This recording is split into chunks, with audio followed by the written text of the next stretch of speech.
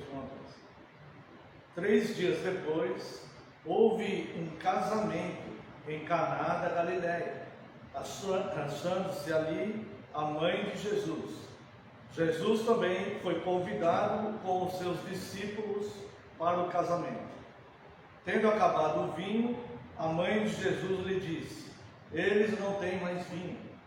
Mas Jesus lhe disse: mulher, que tenho eu contigo? Ainda não é chegada a minha hora. Então ela falou aos serventes: fazei tudo o que ele vos disser.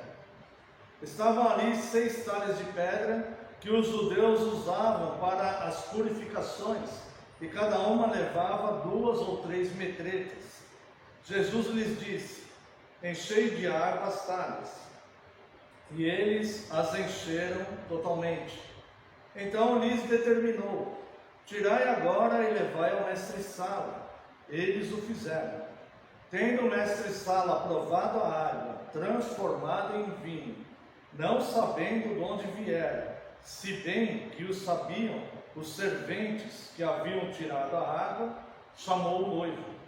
E lhe disse: todos costumam pôr primeiro o bom vinho, e quando já beberam fartamente, servem o inferior. Tu, porém, guardaste o bom vinho até agora. Com este, deu Jesus princípio a seus sinais em Caná da Galileia. Manifestou a sua glória, e os seus discípulos creram nele.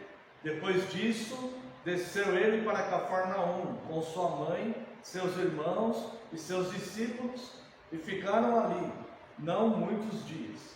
Quero convidar também a Santa Amada Igreja a leitura do Evangelho aqui mesmo de João, capítulo 6, a partir do verso 53.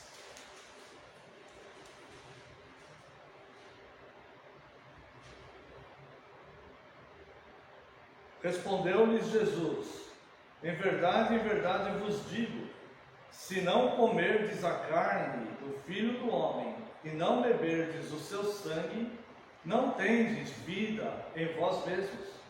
Quem comer a minha carne e beber o meu sangue tem a vida eterna, e eu ressuscitarei no último dia. Pois a minha carne é verdadeira comida, e o meu sangue é verdadeira bebida. Quem comer a minha carne e beber o meu sangue, permanece em mim, e eu nele.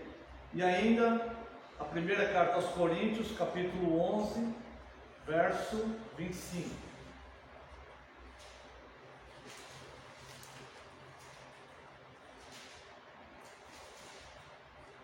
Por semelhante modo, depois de haver ceado, tomou também o cálice, dizendo: este cálice é a nova aliança no meu sangue. Fazei isto todas as vezes que o beberdes, em memória de mim. Até aqui, convido a igreja a uma breve oração. Oremos. Pai glorioso, santo, excelso, altaneiro, estamos neste momento, Deus, prestando um culto ao Senhor, e queremos, Deus, a Tua bênção, Deus, a bênção da Tua instrução, que o Senhor nos mostre, Deus, a Tua vontade, que, segundo a Tua graça, Deus, Teu Santo Espírito enviado pelo Senhor, venha nos revelar esta palavra já revelada, para que possamos crescer em conhecimento, Deus, e termos uma vida mais pacata, mais tranquila, Deus, confiantes no Senhor e na Tua graça.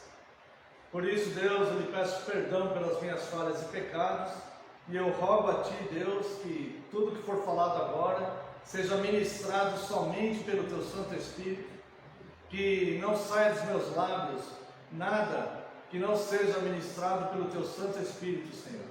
Eu lhe peço mais uma vez perdão pelas minhas falhas e pecados, e que nesse momento, Senhor, eu diminua, eu desapareça, e só prevaleça a Tua palavra, Senhor, porque a Tua palavra é a verdade. Em nome de Jesus, Teu Filho amado, é que oramos. Amém, Senhor. Amada Igreja do Senhor Jesus Cristo, venho vos proclamar o sangue redentor de Cristo. No último dia do Senhor, a fim de nos prepararmos para a ministração da Santa Ceia, estudando o seu catecismo, nós meditamos sobre o pão de Cristo. E hoje, com a graça de Deus, meditamos um pouco sobre o sangue de Cristo, o vinho puro e santo, que se alguém dele não beber, não terá vida em si mesmo. E por que se alguém dele não beber, não terá vida em si mesmo? Porque o próprio Cristo ensinou essa realidade, conforme nós vimos agora em João 6, verso 53, que diz: respondendo Jesus, em verdade vos digo, se não comerdes a carne do Filho do Homem e não beberdes o seu sangue, não tendes vida em vós mesmos. Porque a vida do corpo é o seu sangue, conforme nós vemos em Levítico, capítulo 17, 14, quando o Senhor Deus estava juntando o seu povo, quando Deus escolheu a sua nação e a livrou do cativeiro egípcio, e Deus então estava dando as diretrizes do primeiro sacerdócio, ou melhor, do sacerdócio levítico, embora houvesse um sacerdote antes, que era Melquisedeque, né? Quando Deus estava dando ordens para o seu sacerdócio, as leis sacerdotais, Deus dá uma declaração muito importante em Levítico 17, 14: portanto, a vida de toda a carne é o seu sangue. Por isso tenho dito aos filhos de Israel: não comereis o sangue de nenhuma carne, porque a vida de toda a carne é o seu sangue. Qualquer que o comer será eliminado. Então veja a coerência de Deus, né, nos seus ensinos, e como é meticulosa a forma com que Deus ensina o seu povo. São muitas informações e Deus foi ensinando ao longo de séculos, preparando para Cristo e a sua igreja. E hoje, nós, com o conhecimento de Cristo, nós podemos olhar então para o que Deus ensinava lá nos primórdios, né? Quando Deus estava ali organizando o seu povo, as realidades que Deus ensinava. Por que nós tomamos o sangue de Cristo? Porque é a vida do próprio Cristo. E Cristo fala: quem não toma, não tem vida em si mesmo. Porque nós somos membros do corpo de Cristo. Então nós participamos do corpo de Cristo. Nós estamos unidos com o corpo de Cristo. Então nós precisamos da vida de Cristo, né? Então nós somos membros de um corpo cujo Cristo é a cabeça, ou seja, existe aqui uma unidade perfeita e a própria vida de Cristo atuando em nós. Porque o sangue de Cristo foi o preço de nosso resgate. Se os irmãos quiserem acompanhar em 1 Pedro, capítulo 1, os versos 18 e 19, há essa declaração: sabendo que não foi mediante coisas corruptíveis, como prata ou ouro, que fostes resgatados do vosso fútil procedimento que vossos pais vos legaram, mas pelo precioso sangue, como de cordeiro sem defeito e sem mácula, o sangue de Cristo. Então, note que há aqui uma profundidade disso, né? Esse sangue ele foi derramado para pagar os nossos pecados, para que nós tivéssemos o perdão e a vida, e tivéssemos a vida nele, né? E porque é a mensagem apostólica da aliança com Cristo. Se nós analisarmos lá o que lemos na primeira carta aos Coríntios, capítulo 11, 25, nós lemos ela agora, né? Capítulo 11, 25 de 1 aos Coríntios, um texto que estamos acostumados a ler na ministração da Santa Ceia. Porque, por semelhante modo, depois de haver ceado, tomou também o cálice, dizendo: este cálice é a nova aliança no meu sangue. Então, Jesus ensinou os seus apóstolos, que eram aqueles que lançariam os fundamentos doutrinários da igreja. Ele ensinou com essas palavras. O apóstolo Paulo repete aqui, mas Cristo ensinou os seus discípulos que estavam com ele à mesa da ceia com essas palavras. E é por isso que a igreja repete elas até hoje, né? Quando nós celebramos a Santa Ceia do Senhor. Por semelhante modo, depois de haver ceado, tomou também o cálice, dizendo: este cálice é a nova aliança no meu sangue. Fazei isto todas as vezes que o beberdes, em memória de mim. Então, nós vemos que o sangue de Cristo, ele é a nossa vida, ele é a nossa unidade e ele é a nossa garantia que somos membros do corpo de Cristo. No texto que nós lemos das bodas de Caná, há elementos suficientes para recebermos o vinho da mesa do Senhor com alegria, pois nas bodas nós beberemos o fruto da videira, um vinho novo com Cristo, com o próprio Cristo. Está lá em Marcos, capítulo 14, verso 25. Aqui, ó: em verdade vos digo que jamais beberei do fruto da videira até aquele dia em que o hei de beber novo no reino de Deus. Então essa aliança no sangue de Cristo compete da seguinte forma: Cristo se abstém de tomar o fruto, o dono do universo se abstém de tomar o fruto, o vinho que alegra a alma. Ele se abstém de tomar o fruto da videira. Essa é a parte dele na aliança, quando ele tomará somente conosco. E nós participamos do vinho aqui, tendo vida nele, até que um dia, nas bodas, estaremos com ele e tomaremos com ele um vinho novo, celebrando as bodas do Cordeiro, né? Então, a parte de Cristo e a parte da igreja. A igreja, ela celebra a ceia, porque a igreja não pode cometer novamente o erro de Adão. Então a igreja, ela participa da sua parte na aliança. O texto que nós lemos das bodas de Caná traz referências a elementos dessas bodas que estarão lá, quando nós beberemos do vinho novo juntamente com Cristo. Veja aqui o verso 1 do capítulo 2, eu convido os irmãos que voltem lá no capítulo 2 de João, para nós analisarmos aqui brevemente, né? Será um pouco mais sucinto hoje. Capítulo 2 de João, verso 1. 3 dias depois, houve um casamento em Caná da Galileia, achando-se ali a mãe de Jesus.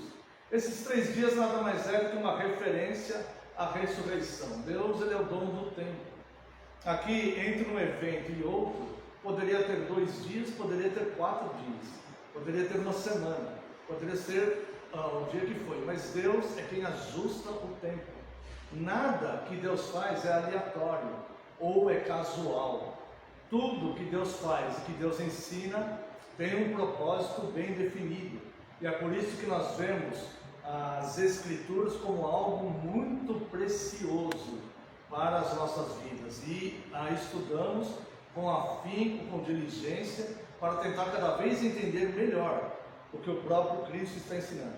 3 dias depois, houve um casamento, né? Os 3 dias que separaram Cristo da igreja, e depois os uniu completamente na ressurreição. Ou seja, Jesus já havia sido batizado, chamado alguns de seus apóstolos, e 3 dias depois, o que havia acontecido desde o começo do seu ministério, ele foi batizado por João, chamou os seus apóstolos, e 3 dias depois, Cristo transforma a água em vinho. O significado da água, que simboliza pessoas na Bíblia, tornar-se vinho.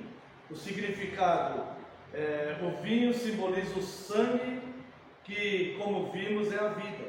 Nós teremos vida porque Cristo ressuscitou. Isso se bebermos da sua vida, do seu sangue. No mesmo corpo corre o mesmo sangue. Tá?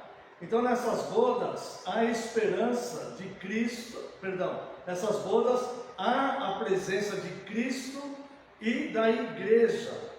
Tá? Veja o verso 2. Jesus também foi convidado com os seus discípulos para o casamento.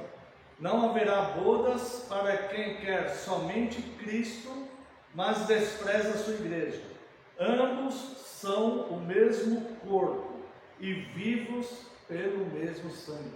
Nós estamos hoje numa época, em que as pessoas, muito em função também de erros cometidos por diversos segmentos cristãos, um erro leva a outro erro, E algumas pessoas se baseiam nisso e falam: olha, eu não quero a igreja, mas eu quero Cristo. Isso é simplesmente impossível, porque a igreja e Cristo é uma unidade, bebendo do mesmo vinho. Então, os católicos romanos usam uma frase que é mal interpretada, que dizem: não há salvação fora da igreja. Eles querem dizer fora da igreja romana, Na verdade, não há salvação fora da igreja, porque Cristo instituiu a igreja como sua noiva, E a igreja, guardando os mandamentos, as ordenanças, os sacramentos, a santa comunhão, estando juntos, sendo governados da maneira que a Bíblia descreve que ela deve ser governada, fora desse sistema que o próprio Cristo implantou, de fato não há vida. Então a pessoa ela deve estar em comunhão ativa, vivendo e bebendo, vivos no mesmo sangue. O vinho natural humano é finito e acaba. Veja o verso 3. Mas Jesus lhe disse: mulher, que tenho eu contigo? Verso 3. Tendo acabado o vinho, a mãe de Jesus lhe disse: eles não têm mais vinho. Então o vinho natural humano é finito e acaba. Assim é a vida neste século. Ela vai acabar. A continuidade dessa vida vai depender não da vontade da carne, mas da autoridade de Cristo em dar o seu vinho novo e puro, aquele que ele está guardando e que beberá com a sua noiva nas bodas. Então essa ressurreição em Cristo depende da autoridade de Cristo. O vinho comum, secular, ele vai acabar, como acabou naquela festa, Nossa vida, por melhor que ela esteja, por mais alegre que sejamos, por mais saúde que tenhamos, por melhor que a gente viva em muitos anos, um dia ela vai acabar, Então, mas a continuidade dessa vida com o vinho novo depende da autoridade de Cristo. Em outras palavras, irmãos, a nossa vida mesmo será lá, Aqui é uma preparação, vamos dizer assim, Depois vem o verso 4. Mas Jesus lhe disse: mulher, que tenho eu contigo, ainda não é chegada a minha hora. Quando Maria, ela fala para Jesus, eles não têm mais vinho, e Jesus dá uma resposta assim, a princípio pode parecer uma grosseria, mas não é. Isso aqui é um ensino e eu quero tentar explicar para os irmãos. Mulher, que tenho eu contigo, ainda não é chegada a minha hora. Nessa frase, Jesus desperta cada leitor desse texto sobre o futuro das Escrituras, a perceber o significado espiritual daquele ato. O ministério de Cristo já havia começado. Qual hora então que ainda não havia chegado? Ele já havia batizado e ele já havia escolhido os seus apóstolos. Ali ele está fazendo o seu primeiro sinal, mas o seu ministério já havia começado, Não é que seu ministério começou ali. Ali foi o primeiro sinal. Então, mas ele diz: ainda não chegou a minha hora, a hora do sangue, a hora da cruz, essa ainda não havia chegado. Então a mulher reivindica como um sacerdote, ela faz uma palavra sacerdotal: eles não têm mais vinho. É como a igreja hoje, a igreja a função sacerdotal da igreja, orando pelos incrédulos. O vinho deles está acabando, eles não têm mais vinho, eles precisam de vida, eles não terão vida. E então Jesus responde daquela forma. Isso começa a ficar mais claro quando Cristo chama sua mãe de mulher. Isso aqui no texto, eu lembro que eu falei para os irmãos também uma vez, né? Ele chama de Ginai. Ginai era, no texto original do grego, né? Ginai é o nome que se dá à mulher casada. A uma mulher casada. Por que ele faz isso? Era a mãe dele, né? E por que ele chama ela como uma mulher casada, uma esposa? É uma referência claríssima a Maria sendo a igreja e Cristo o noivo. Então, a igreja como esposa de Cristo. Ou seja, esse texto deve ser entendido não como um filho normal falando com uma mãe normal. Aqui está se referindo a Cristo em pleno vigor do seu ministério, ensinando tudo que ele está falando aqui, tudo que ele está fazendo, tem um propósito bem estabelecido, didático, para ensinar a sua igreja. Então ele chama sua mãe de Ginai, esposa, que para nós aqui está traduzido como mulher, né? Poderia significar qualquer tipo de mulher. Para nós aqui, mulher, uma bebezinha do sexo feminino é uma mulher, né? Uma mulher solteira é uma mulher casada é uma mulher, e por aí vai, né? Mas no grego tem essa designação para uma mulher casada, que é Ginai, tá? Então ele chama ela de Ginai. E aqui, então, nós vemos que naquelas bodas humanas, Cristo passa a ensinar as bodas espirituais, ou seja, o noivo com a sua noiva. A Ginai, a esposa, ela faz uma oração, ela faz um pedido sacerdotal para Cristo. Acabou o vinho, eles não têm mais vinho. Naquele momento ele fala para ela: o que tens comigo? Ainda não chegou a minha hora. Mas aí ele chama ela de esposa. E aí então, irmãos, note a função da igreja, tá? Cristo passa a ensinar as bodas espirituais. O noivo com a sua noiva deverão ser unidos pela mesma vida. O noivo deu seu sangue para estar com a noiva. Então a sua noiva, a igreja, naquele momento representada por Maria, dá a mensagem que é a mensagem que a igreja dá ao mundo. Verso 5. Então ela falou aos serventes: fazei tudo o que ele vos disser. Esta é a mensagem da igreja para o mundo.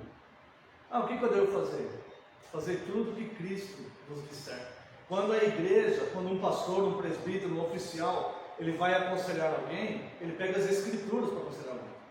Ele não aconselha alguém do que ele acha, do que ele supõe, que na mente dele poderia ser melhor para aquela pessoa. Ele não faz isso. Ele pega a escritura e fala para ela: fazei tudo, e fala para aquela pessoa: fazei tudo o que ele vos disser. Então acompanha o raciocínio aqui, tá? Tendo acabado o vinho, a mãe de Jesus lhe disse: eles não têm mais vinho. Ela reivindica com ele. Ela é como a igreja fazendo uma oração sacerdotal para pessoas que Jesus não orou pelos perdidos. Na oração sacerdotal, ele não orou pelos perdidos. Mas por que a igreja tem que orar? Porque Jesus sabia quem eram os salvos e quem eram os perdidos. A igreja não sabe. Então nós oramos por todos e nós reivindicamos por todos. Então, aqui, tendo acabado o vinho, a mãe de Jesus lhe disse: eles não têm mais vinho. Ela faz uma oração sacerdotal. Aí Jesus lhe responde: que tenho eu contigo? Ainda não é chegada a minha hora, eu ainda não morri, ressuscitei. O meu sangue ainda não foi derramado. É isso que Jesus está falando. Meu sangue ainda não foi derramado. E então, ele mesmo, mas Jesus lhe disse: esposa, Ginai, que para nós está traduzido como mulher, né? Nós também usamos mulher no sentido de esposa, né? Marido e mulher, né? Então a palavra mulher no nosso vocabulário, dependendo da frase, a gente sabe ao que está se referindo, né? Tudo mais. Então, mas Jesus lhe disse: mulher, nesse caso, Ginai, no original, esposa de Cristo, que tenho eu contigo, ainda vai chegar na minha hora. Então ela falou para os serventes: fazei tudo o que ele vos disser. Ela faz a oração sacerdotal, ele responde para ela, e ela dá a mensagem para as pessoas, dá a mensagem para o mundo: fazei tudo o que ele vos disser. E então, Jesus, então, e a mensagem de Cristo, ele começa a passar, a partir do verso 6, a mensagem dele é a purificação. Veja aqui os versos 6 e 7. Estavam ali 6 talhas de pedra que os judeus usavam para as purificações. Jesus podia mandar pegar qualquer vasilha daquela casa, ou até mesmo os odres onde estava o vinho que havia terminado. Jesus podia pegar aqueles odres e falasse assim para os serventes: enche de água, enche esses odres aí que o vinho acabou, enche de água. Jesus poderia fazer isso, ou pegar qualquer outra vasilha, mas, como eu falei no início, nada que Jesus faz é aleatório, ou casual, ou sem querer, ou coincidentemente. Tudo tem um propósito estabelecido e bem definido, né? Então, estavam ali, verso 6, estavam ali 6 talhas de pedra que os judeus usavam para as purificações. E cada uma levava 2 ou 3 metretas. Jesus lhe disse: enchei de água as talhas, e eles encheram totalmente as talhas. As talhas então eram usadas para a purificação. Enchei de água a regeneração pela purificação, como a água do batismo, a água regeneradora da palavra.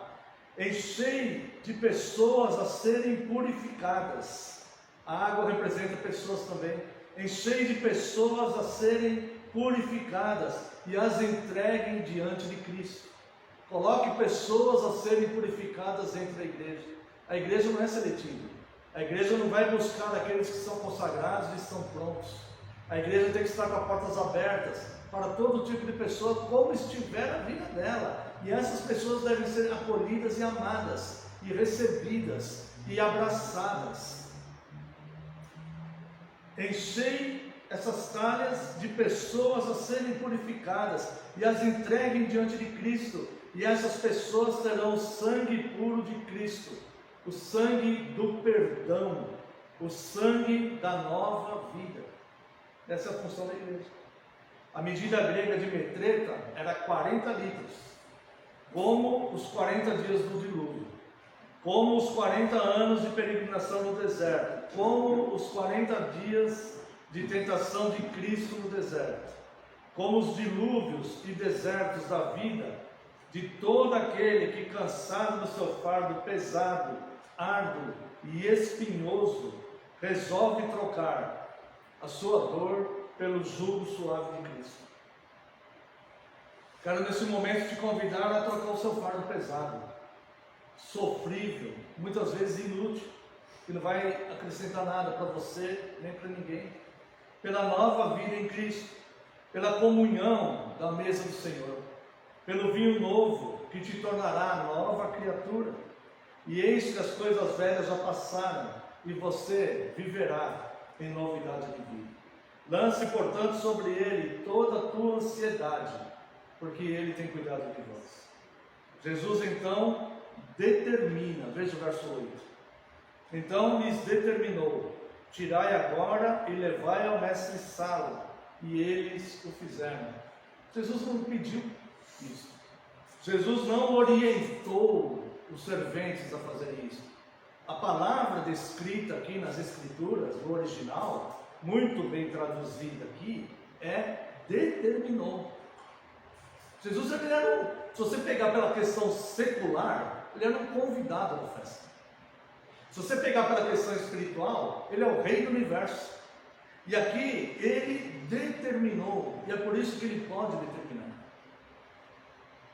Então Jesus, ó, verso 7, Jesus lhe disse: enchei de água as talhas, e eles encheram totalmente. Verso 8, então lhes determinou: tirai agora e levai ao mestre-sala. E eles o fizeram. Isso aqui lembra muito quando, segundo a lei levítica, quando alguém estava afligido pela praga, né, que eles chamavam da lepra, né? Não era aquela hanseníase como é hoje, né? Era uma doença cruel, que a pessoa ia se desfazendo em vida mesmo, né? E aquela praga ali começou a atingir eles no deserto e tudo. Então, aquilo perdurou por muitos séculos, aquela situação. E a pessoa que ficava contaminada com aquilo era altamente contagioso, a pessoa tinha que ser isolada, né? E ficava longe dos seus parentes, dos seus amigos e filhos, pessoas que eles amavam, né? E aquelas pessoas então ficavam isoladas ali e tudo. E toda vez que uma pessoa dessa era curada, era purificada, ela tinha que passar pela observação do sacerdote. Então, nós vemos muito nos evangelhos, né? Quando Jesus curava os leprosos, Jesus falava assim: vai e se apresenta para o sacerdote, né? Porque na lei levítica, que durante o ministério de Cristo ainda era a lei levítica, né? O sacerdote examinava e o sacerdote dizia: está curado ou não está curado, né? O sacerdote que ia fazer essa função. E aí então, isso aqui lembra muito isso: enche as talhas, que é o lugar de santificação. A lepra, ela era relacionada ao pecado, né? Então, enche as talhas para a santificação. Agora pega e leva para o mestre-sala. Uma referência assim, como se fosse o cumprimento da lei, para atestar que de fato houve uma purificação ali, tá? E é isso que o mestre-sala vai fazer, como se fosse o sacerdote levítico. Mas não era, ele era o mestre-sala da festa, né? Mas ele vai dar o seu aval, tá? Então Jesus determina, verso 8, Jesus não pediu, ele ordenou, nem ordenou, ele determinou. Não foi que ele ordenou, ele determinou, isso está determinado, isso não pode mudar. Ordenar, às vezes um rei ordena e a pessoa não faz. Ele determinou, quando é determinado, né? Então isso não vai mudar. Então Jesus determinou, a vida pertence a Cristo, Ele é o único que pode determinar a qualidade, o tempo e a pureza alegre e cheia de paz da vida das pessoas. E os servos então obedecem, então é constatado a transformação. Vamos ver aqui o verso 9. Tendo o mestre-sala provado a água transformada em vinho, não sabendo de onde viera. Veja aqui, o mestre-sala não sabia o que estava acontecendo. Quem sabia o que estava acontecendo era Maria e aqueles serventes, que ele pediu para encher de água. O mestre-sala não sabia. Verso 9, tendo o mestre-sala provado a água transformada em vinho, não sabendo de onde viera, se bem que o sabiam os serventes que haviam tirado a água, chamou o noivo. Então ele chama o noivo ali, né? Ele diz: todos costumam pôr o primeiro vinho, e quando já beberam fartamente, servem o inferior. Tu, porém, guardaste o bom vinho até agora. O noivo, aqui não diz o que o noivo falou, né? Mas o noivo aceitou de bom grado a substituição, porque sem essa substituição a festa iria acabar, o noivo seria desonrado pela cultura deles, o noivo seria desonrado, a noiva seria envergonhada, a família da noiva ficaria decepcionada com o noivo, recebendo esse noivo na família, e o caos seria completo, porque era para ser uma alegria. Quando acaba o vinho, quando acaba a vida, se tornaria um verdadeiro caos. Então ele leva o mestre-sala, e o mestre-sala dá o seu aval e honra o noivo. O noivo, ele fica duplamente honrado com a palavra do mestre-sala. A noiva sente admiração pelo noivo. Nossa, o que você fez foi brilhante. Ela também não sabia que foi Cristo que fez tudo aquilo. O que você fez foi brilhante.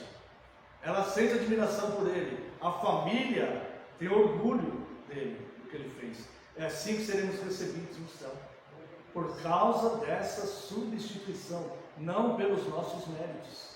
Não fomos nós, não foi o noivo que transformou o vinho em água, né? Então, assim que seremos recebidos, né? Então, nós vemos aqui que haverá festa no céu.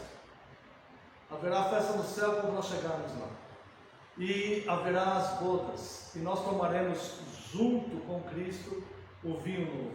Seremos recebidos com muito orgulho pelos méritos de Cristo. Nós nos tornamos pão, fruto da boa semente da palavra enxertada em nós, e passamos a ter vida pelo sangue puro, o vinho novo de Cristo. Vivamos, pois, a vida daqueles que herdarão a terra. Amém. Quero